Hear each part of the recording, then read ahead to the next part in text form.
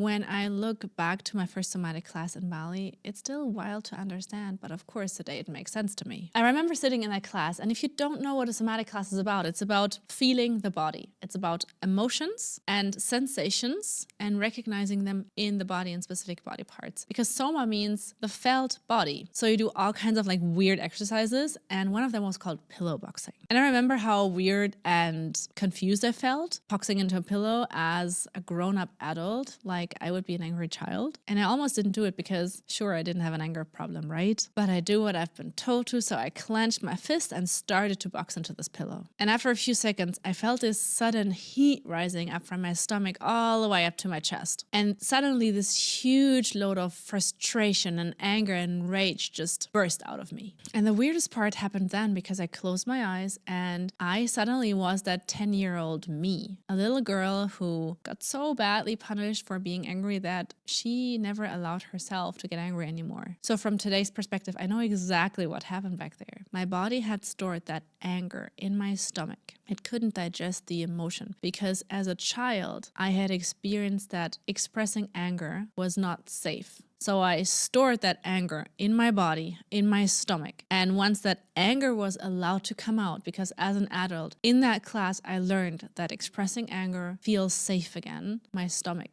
ache was gone. And that's how I found somatic work as my next puzzle piece.